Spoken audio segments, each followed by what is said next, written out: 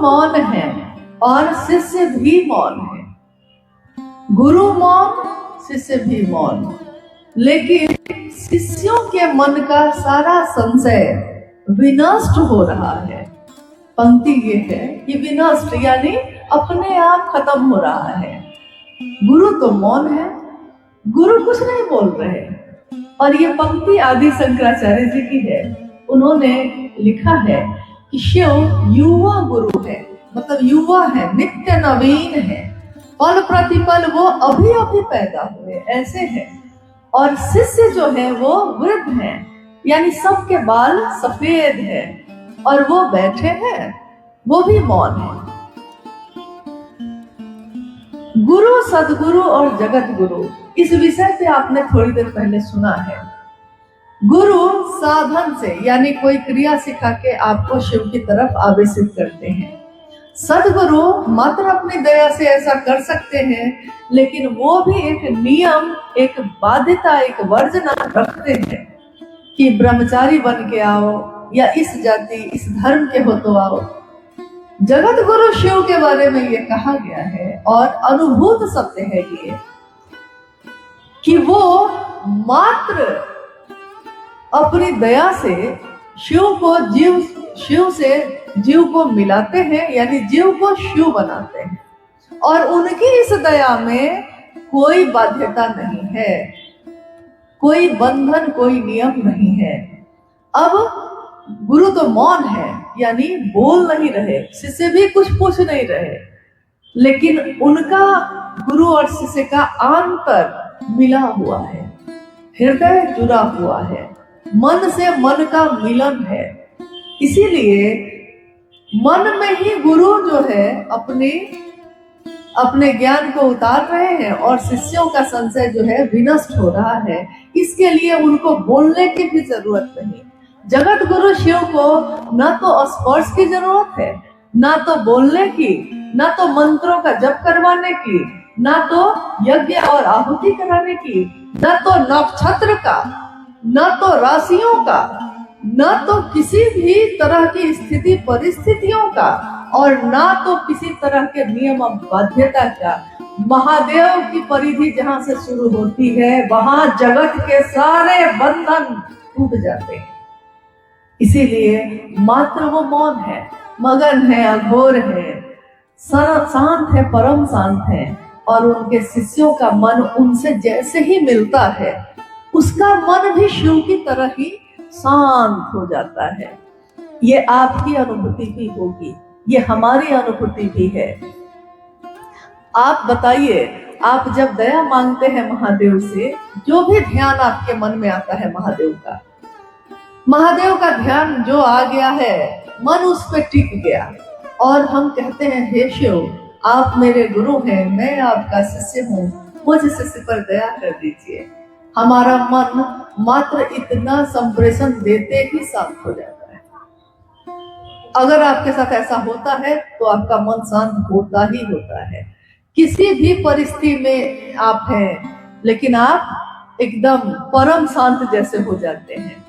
शिव की चर्चा करते हैं आप, शिव की चर्चा अभी हम भी कर रहे हैं, आप सुन रहे हैं। इससे पहले आप में से बहुत लोग कर रहे थे, हम लोग सुन रहे थे। यानी शिव की चर्चा, परिचर्चा, कोई बोलता है, कोई सुनता है, फिर कोई वो बोलता है, फिर दूसरा सुनता है। इसमें आप बताइए कि अगर मेरा मन भटक जाए महादेव से, अभी हम बोल पाएंगे? एक शब्द भी नहीं बोल पाएंगे और आप भी नहीं बोल पाइएगा। महादेव के घेरे में अगर मन ना हो तो मुख से महादेव की बात भी नहीं निकल सकती।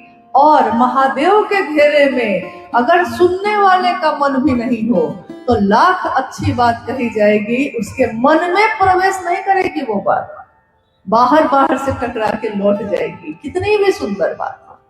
लेकिन अगर उसका भी मन है इधर ही और बोलने वाले का मन भी है इधर ही, यानी शिव के घेरे में, तो दोनों तरफ से जुड़ाव हो जाता है। तो महादेव तो मौन है, वो कहाँ बोल रहे हैं, लेकिन हमारा मन जैसे ही उनसे जुड़ता है, प्रणाम करते हैं, जैसे ही भाव आता है प्रणाम का, मन शांत हो जाता है। इसीलिए कितने लोगों की अनुभूति ये है कि जब वो माला पे जप करते हैं तो उनकी आंखें बंद हो जाती हैं, यानी नींद आने लगती है। नींद कहाँ आती है आपको? नींद वहां आती है आपको जहां आपके मन को आराम मिलता है। कितना भी सुंदर बिस्तर हो और मन आपका बेचैन हो, नींद आती है आपको? नींद नहीं आती। लेकिन नींद वहां आ जाती है जब मन उस परम शांत, परम गुरु जो मेरा गुरु है, उसके सानिध्य में जैसे ही जाते हैं तो आराम है, विश्राम है, आश्रय है। हमारे मन तन दोनों जो थका हुआ है, जीवन के धूप में झुलस रहा है, उसको शांति मिलती है, आराम मिलता है, तो वो शांत हो जाता है, उसकी आंखें बंद हो जाती हैं और बंद आंखों से ही शरीरधारी गुरु से भी संपर्क हो सकता है। शिव जो मेरे और आपके गुरु हैं उनसे भी संपर्क हो सकता है। आंखें खुली हो या बंद हो, लेकिन आंतर नहीं जुड़ा हो तो संपर्क संभव नहीं है। महादेव दया करें। जिज्ञासा आपने सुनी है। हमारे आपके बीच 30 साल 35 साल के भी गुरु भाई गुरु बहन मौजूद हैं और हम सब भी उस रास्ते पे चल रहे हैं। शिव गुरु हैं और हम कहते हैं कि हम उनके शिष्य हैं। हमारे आचरण से गुरु का झंडा बुलंद होता है और हमारे आचरण से वो कलंकित नहीं होते हैं। दोनों बात तो शिव शिष्यों के हाथ में ही है। साहब हरिंदरानंद जी ने क्या कहा? उन्होंने कहा शिव को अपना गुरु बनाना, यथार्थ में, सचमुच में, बोली में नहीं। सिर्फ बोलने से रिश्ते नहीं बनते, सचमुच में बनाना और दूसरों को प्रेरित करना कि वो भी शिव का शिष्य बन सके। शिव का शिष्य, एक आश्चर्य की बात है कि सालों से हम लोग कह रहे हैं कि शिव मेरे गुरु हैं, हम उनके शिष्य हैं, और हमारे मन को ये प्रश्न परेशान कर रहा है कि हम सभी लोग जो यहाँ बैठे हैं, और ये बात बार बार साहब ने भी कही कि कोई किसी का आदमी हो गया, कोई किसी का आदमी हो गया, लेकिन मैंने तो ये चाहा कि आप शिव के हो जाए। यही चाहा ना उन्होंने। शिव के शिष्य जा रहे हैं, ये नाम क्यों नहीं पड़ा आपका हमारा? शिव के शिष्य हैं, ये बात क्यों नहीं कहते लोग? कोई अगर ये कहता है कि शिव चर्चा वाले जा रहे हैं, कौन लोग आए हैं? शिव चर्चा वाले आए हैं। कौन लोग आए हैं? जो शिव चर्चा में ढोल पुजाई करते हैं, जो शिव चर्चा में नाच गाना करते हैं, जो शिव चर्चा में अपने तरह का व्यापार करते हैं। तो देखिए, हर वाक्य में नाम किसका आ रहा है? ये जितने भी वाक्य मैंने अभी कहे, उसमें नाम किसका आया? शिव का। तीनों सूत्रों में भी नाम है शिव का। और हमारे आपके द्वारा जितने तरह के कृत्य किए जाते हैं, उसमें भी नाम आ रहा है शिव का। यानी क्या भूल हो रही है हम लोगों से? ना तो साहब ने आपको नाचने से रोका है, ना तो साहब ने आपको पूजा पाठ करने से रोका है।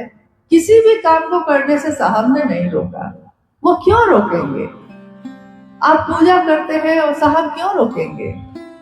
आपके घर में कोई उत्सव हो रहा है, आप नाच गाना कर रहे हैं, साहब क्यों रोकेंगे? उन्होंने कभी किसी को किसी काम के लिए नहीं रोका। एक बात कही कि एक घर को छोड़ देना, और वो घर है शिव का। शिव चर्चा करना शिव के लिए, शिव का शिष्य बनना शिव के लिए, शिव को अपना बनाने के लिए, व्यापार के लिए नहीं, तिजारत के लिए नहीं, नाच गाने के लिए नहीं। क्या हम जितने शिव के शिष्य यहाँ बैठे हैं, हम सिर्फ शिव की चर्चाओं के आयोजन में इन चीजों को नहीं छोड़ सकते? छोड़ सकते हैं ना। आपको और चीजों में छोड़ने के लिए तो साहब ने नहीं कहा। उन्होंने तो एक चीज मांगी है। अभी आप भजन सुन रहे थे, अभी आप चर्चाएं सुन रहे हैं, सब में सारे लोगों ने एक ही आग्रह किया कि जो साहब ने चाहा वो हमसे आपसे हो जाए। और उन्होंने तो यही चाहा कि शिव के शिष्य की मुहर लगे आप पे। शिव के लोग जा रहे हैं, एक शरीरधारी गुरु के शिष्य भी जब जाते हैं तो हम आप कहते हैं अमुक गुरु के शिष्य जा रहे हैं। और गुरुओं के गुरु, सदगुरुओं के गुरु, स्वयं जगत गुरु शिव के शिष्य जब जा रहे हैं, क्यों लोग नहीं कहते कि शिव के शिष्य जा रहे हैं? कहीं ना कहीं तो भूल हो रही है। थोड़ा आत्मचिंतन करिएगा। और हम लोग अनुरोध कर सकते हैं, अनुरोध इस बात का कि शिव की शिष्यता में ये काम आप मत करिए। हम लोग बस समझा सकते हैं, अनुरोध कर सकते हैं। बाद बाकी आप जो भी करेंगे उसके जिम्मेदार आप स्वयं होंगे। आपके गुरु शिव हैं। गुरु ही शिष्य को समझाते हैं या परिमार्जित करते हैं। अनुरोध है हम लोगों का कि कम से कम एक घर को छोड़ दीजिए, शिव शिष्यता में कोई मिलावट मत करिए। क्योंकि जब ये चली थी ना इस धरती पे, जब निकली थी इस धरती से, साहब के मुख से पहली बार जब शिव की चर्चा शुरू हुई थी, ये शिव की शिष्यता पावन है, साहब ने कहा ये शिव की शिष्यता की धारा जो पावन है, पवित्र अपवित्र हो सकता है, पावन पावन ही रहता है। और जब पहाड़ों से नदियां धरती पे आती हैं, समतल की तरफ बहती हैं, तो रास्ते की गंदगियां भी उसमें शामिल होती हैं। जब पहाड़ से उसकी धार फूटती है तो वहां वो साफ स्वच्छ होती है। लेकिन जैसे जैसे पहाड़ों से वो धरती पे नीचे उतरती है, धारा उसकी चौड़ी होती जाती है, यानी विस्तार होता जाता है। लेकिन उस विस्तार में जगत की गंदगियां भी शामिल होती हैं। उसके बावजूद हम सभी शिव शिष्यों को ये याद रखना होगा कि पावन पावन ही होता है, वो अपवित्र नहीं हो सकता। मेरे आपके लाख प्रयासों के बावजूद नहीं हो सकता। थोड़ा अपने महादेव से कम इतना तो लिहाज रखिए कि उनके घर को छोड़ दे। बाद बाकी तो जगत को बेच के जगत को खरीदने का रिवाज पुराना है, ये साहब ने कहा ही है। लेकिन अगर जगत को बेच कर भी शिव को खरीद सको तो शिव खरीदने की चीज नहीं है, शिव को पा सको तो समझना कि तुमने कुछ पा लिया। जब साहब महादेव महादेव कहने लगे थे खूब, उनके पिता डॉक्टर विश्वनाथ प्रसाद सिंह यानी हम लोग के दादाजी ने साहब से कहा उस समय, हरिंदर महादेव महादेव कहते कहते बर्बाद हो जाएंगे। क्योंकि महादेव महादेव करने वाला बर्बाद हो जाता है, कुछ हासिल नहीं होता जगत में। जो उनकी सोच थी उन्होंने कहा। लेकिन साहब हरिंदरानंद जी ने क्या कहा? उन्होंने अपने पिता से कहा कि बाबूजी, कोई लड़की के पीछे बर्बाद होता है, कोई जुआ खेल के बर्बाद होता है, कोई कुछ करके बर्बाद होता है। हम भी देखते हैं कि महादेव महादेव करके हम कितना बर्बाद होते हैं। तेरी महफिल में किस्मत आजमा कर हम भी देखेंगे, घड़ी भर को तेरे नजदीक आके हम भी देखेंगे। ये माना मोहब्बत जिंदगी बर्बाद करती है, ये माना मोहब्बत जिंदगी बर्बाद करती है। क्योंकि लोग यही कहते हैं कि जिसने प्यार कर लिया उसने अपनी जिंदगी बर्बाद कर दी। लेकिन हमारे वर्ण गुरुराता ने क्या कहा? उन्होंने कहा कि ये माना जिंदगी मोहब्बत जो है वो जिंदगी बर्बाद करती है। ये क्या कम है कि मर जाने पे दुनिया याद करती है। तेरी महफिल में थोड़ा सा किस्मत आजमा कर हम भी तो देखें कि महादेव महादेव करने वाला कैसा होता है। और आज हमारी आपकी सबकी ये अनुभूति है कि शरीर तो आया है, शरीर जाएगा, लेकिन शिव के शिष्य वर्ण गुरु भ्राता शिव शिष्या दीदी नीलमानंद आज जीवंत हैं। सभी शिव शिष्यों के हृदय में उनकी तस्वीर, उनकी याद, उनकी हर पल की बात हमारे जीवन में शामिल है।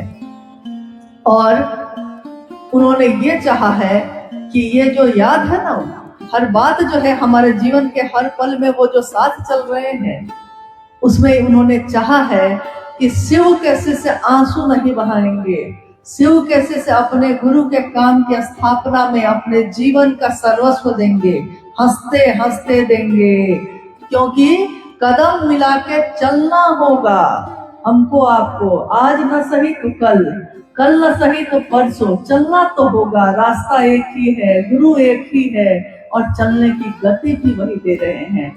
तो हंसते हंसते इस रास्ते पे कदम मिला के चलना होगा हम सभी को, ताकि हम उस मंजिल तक खुद भी पहुंचे और दूसरों को भी भटकाए नहीं, उनको भी अपने साथ उस मंजिल तक पहुंचने में मदद करें। हमारी आपकी जिम्मेदारी है कि हम नए आने वाले गुरु भाई गुरु बहनों को रास्ता दें, आगे बढ़ाएं, उनको मजबूती दें और साहब दीदी का साथ दें। हमारी क्षमता बहुत कम है, आपकी भी बहुत कम है, लेकिन शिव के से सहेंद्रानंद जी की क्षमता असीम है, अनंत है, जैसा उनके गुरु शिव का है, हमारे गुरु का भी है। लेकिन हमारा रिश्ता अभी तक हम उस रास्ते पे चल ही रहे हैं, हमारा रिश्ता वैसा अभी बना नहीं है। बन जाए तो इससे सुंदर बात और कुछ भी नहीं हो सकती। और कुछ कहने का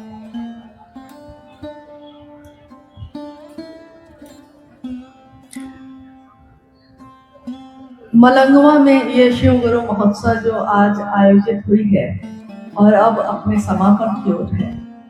समापन तो किसी भी चीज का नहीं होता, जो इस धरती पे आ गई है चलती ही रहती है, और सकारात्मक है वो सारी ऊर्जा जो शिव से आती है।